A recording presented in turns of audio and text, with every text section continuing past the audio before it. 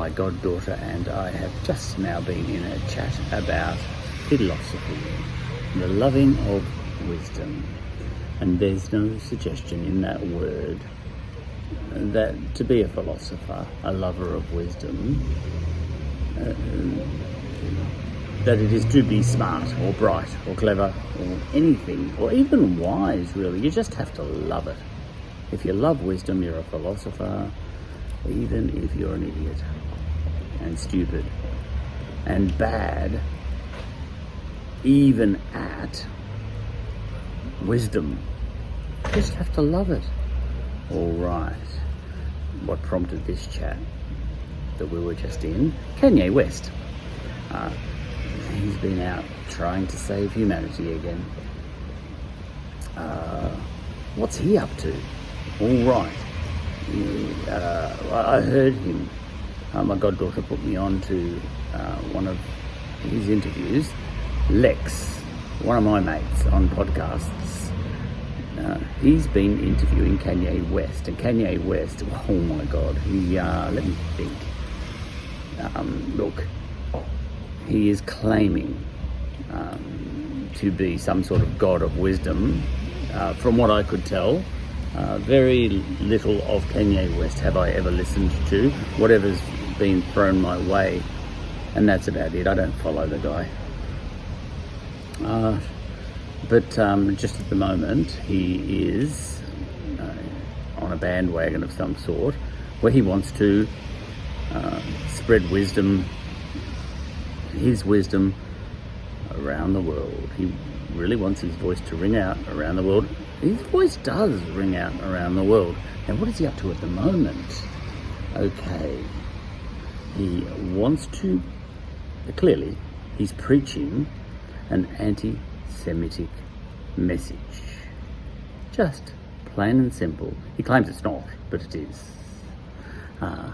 The way anti-Semitism works, and anti a few other things too, is that there are certain buttons you can press that get people who don't love philosophy, and I respect those guys, I'll get to that, but not these particular guys, but I guess I totally get people who aren't that interested in philosophy. It's not the only way to think, but anyway, there are certain buttons you can press, and I think this is what anti-Semitism is all about, and anti a few other things, that will get a certain section of the world community hating Jews. You can press those buttons and you will get that reaction, and hate once again will grow and grow and grow, and eventually it blows. Yeah, well, it has every other time in history, since way back in Hadrian's time, back in ancient Rome. You think Hitler was the only one who had a crack at the Jews. Hadrian had a really good crack. Lots of people had a crack. I think Hadrian was one of the great emperors, the good ones, as we remember him now. But, I reckon, the Jews, even to this day, have a phrase for Hadrian: may his bones turn to dust. Because he was, he out-Nazied the Nazis. The attention he gave the Jews, he destroyed the first temple. He drove them out. Basically, you can't drive them all out, but he drove them out of Jerusalem and pushed them up into, pushed them away up into Germanic lands as well, up into Scythia and all those places, where eventually they would be found by Hitler. But, Hadrian out-Hitlered Hitler.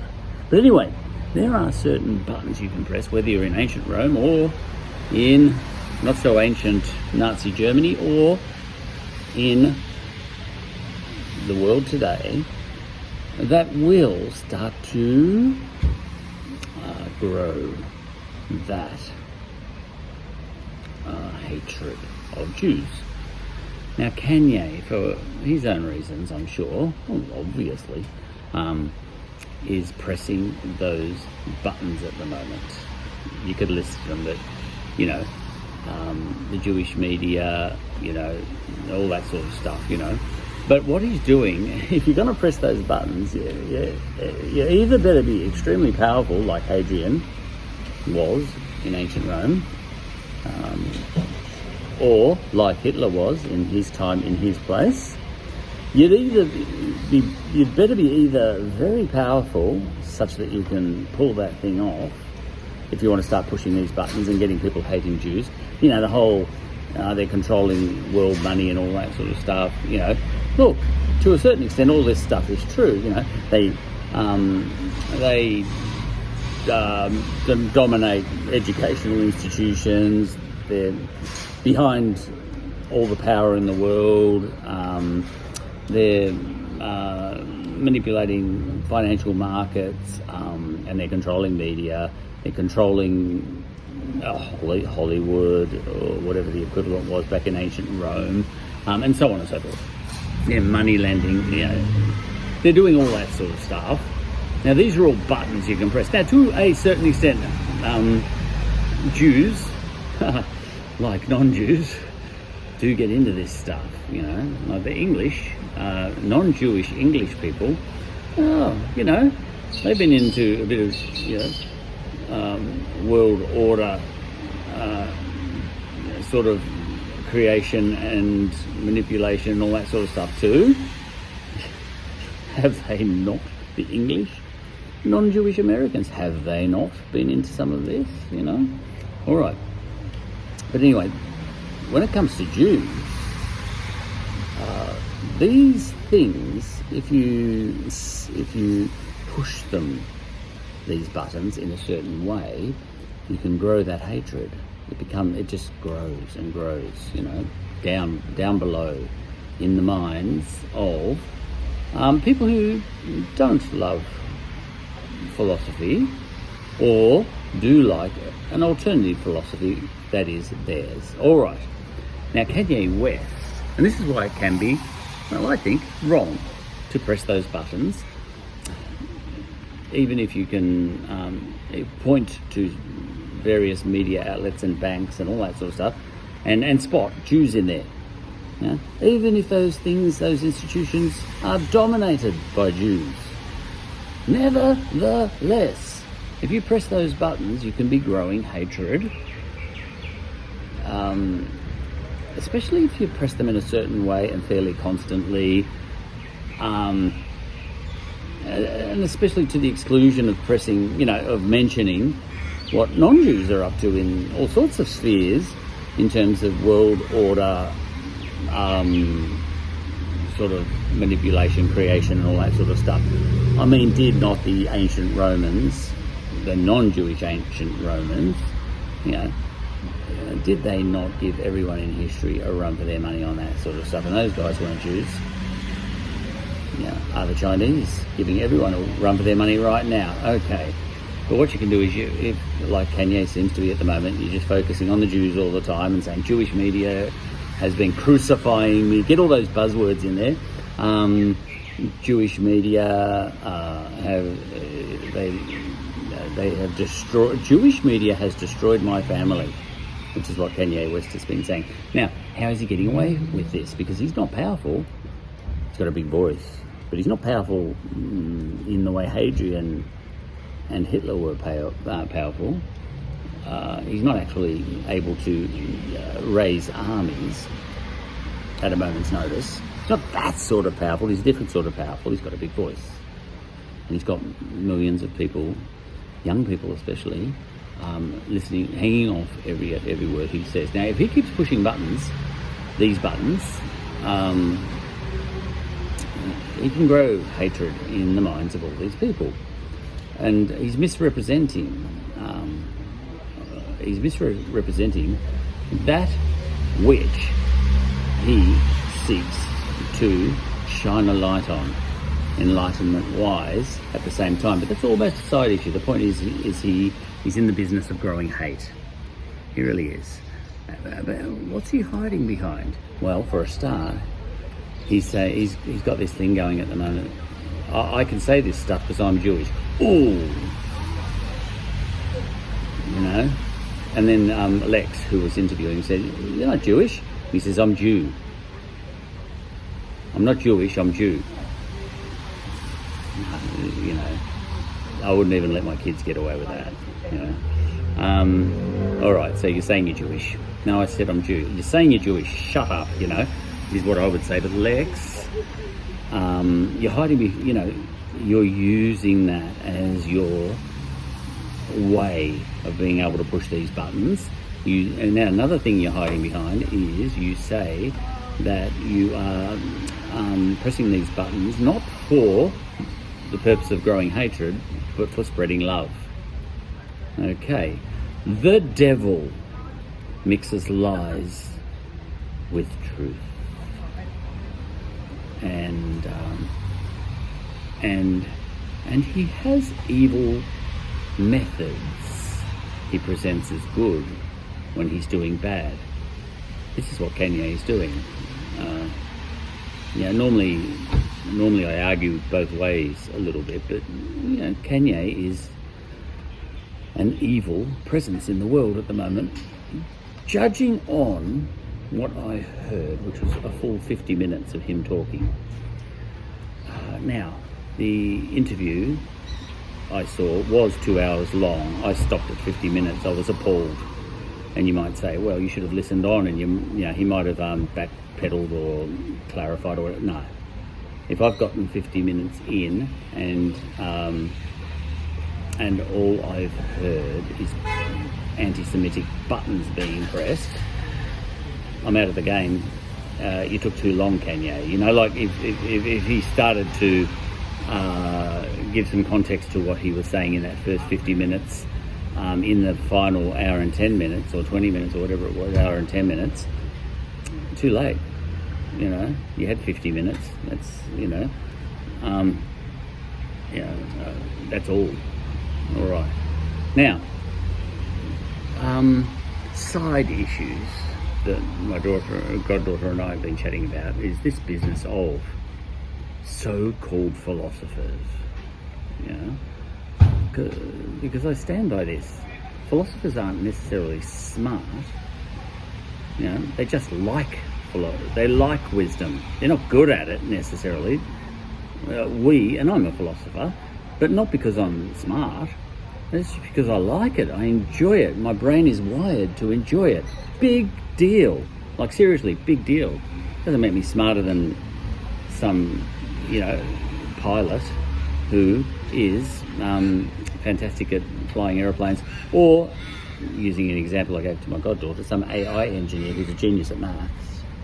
And by God, is closer to God through mathematics than every priest on earth of all religions who doesn't know anything about mathematics, but who just bangs on and on about scriptures and actually doesn't know any maths or geometry.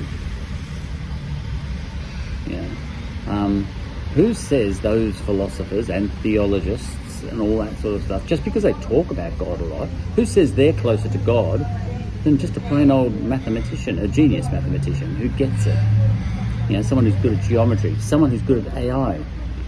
How do you know, people who don't know anything about AI, computer programming and everything, how do those people, you know, and I'm talking philosophers, how do those people know that they are closer to the human condition, the human mind, the way the human mind works, than an AI genius, you know, a computer programmer?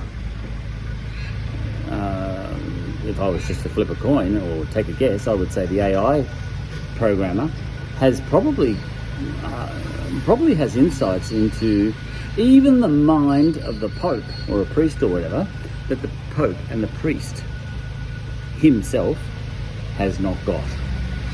Now, a lot of people go around, because they're good at influencing on Twitter and all that sort of stuff with words, you know. Some of these people know no mathematics, and they know no geometry practically. You know, like, I think it was, who was it, Plato or whoever said, you know, anyone who is a numbskull at geometry, do not enter these gates. Well, that'd be 98% of people on Twitter who think they're geniuses. Plato wouldn't have even let them in the door to his academy. No, that was Aristotle, I think. It doesn't matter, you know. This is not about knowledge. This is not. I'm not smart, you know. I love philosophy, but I'm not bright. All right. So now a lot of people who, you know, are philosophers, not just think they're philosophers. They are. If they love it, they love it. End of story. I'm not saying they're bright. I'm just saying they love philosophy. So they are philosophers. You know, some people would say, oh, all these people who think they're philosophers. No, they are philosophers. You know, I'm a philosopher. I'm not bright, but I'm a philosopher because I like it. Now, a lot of these people who think they've got solutions to the world, these philosophers, you know, I feel, and they're social philosophers, a lot of them, and they're psychological philosophers, and they're spiritual philosophers and theologists and all that sort of stuff. I think they do tend to get onto Twitter, and they feel the need to be evangelical about what they see as a higher level of thinking than what the peasants out there have got. But as I've sort of contended in this episode, are we so sure that these self-appointed philosophers are brighter than a whole lot of people who they're trying to educate? Are they better thinkers just because they're philosophers than a heap of people who have no interest in philosophy? Now, are they better thinkers than some Nazis who did totally buy into the whole Aryan thing, you know, and did gas Jews and all that sort of stuff? You know, some of these philosophers, you know, spreading love and all that sort of stuff, are they somehow intellectually above some of these other people? Look, I don't like those guys that gassed Jews and all that sort of stuff, of course, but, you know, it's wrong to say that they were necessarily on, you know, on a stupid track. They might have been on an evil track, but they're on a track, you know. There's a heap of cultures in the world who, like the Nazis, you know, the Spartans of old, for example, who, through believing that they were better than all other cultures, became better. You know, the Nazis very nearly pulled it off, and the Spartans did pull it off for a long time. You know, is this a wrong way to think? No, it's an alternative way to think. It's not very nice, but it's an alternative way to think, and these people are not necessarily higher level thinkers than the modern philosopher, who, you know, a person like Kanye, who thinks, I have a worldview that will spread love to all humanity. A little bit like, you know, and the thing I want to spread. Oops, I don't know how to spell words. You know, not that that's a big deal. I couldn't care less about that. And I don't know any maths, but gee, I'm a genius. Yeah, a limited genius by the sound of it. What sort of genius again? You know, do you want to subject yourself to a wide range of tests of genius? And, you know, can you compose music? Kanye West? I doubt it. And yet, you know, music is what he's most famous about, really, besides being a celebrity. But can he actually compose something like Mozart could compose? You know, music, no, and I'm not talking about it's just a matter of taste, whether you like one sort of music or another sort of music. I mean manipulating sound waves in air in a mathematically beautiful way. Can you do that? I doubt he can. No? This is objective, you know. No, I'm not talking about what music you prefer. Some people prefer just a drum beat in the jungle. Tom, tom, tom, tom, tom, tom, tom, tom. Yeah, that's not the same. That's not object. Yeah, that's not manipulating sound waves in air like, you know, something Mozart would write. It was manipulating sound waves in air in mathematically beautiful ways. Kanye cannot compose music as good. You know. In the sense of in a non-human type of good, not a preference type of good, but, you know, an outside of human thinking type of good. Like a lyrebird up in the Dandenong Ranges. Because there was music before humans, so it's not about what humans prefer. All right, you know what I'm getting at. Okay, so you're a genius, Kanye. What at exactly? And after listening to that episode I was listening to, number one, I thought he came across extremely vain, arrogant. I want to spread my vision of a better humanity type of conceit is what came across to me. All I heard was someone whose thinking actually was chaotic.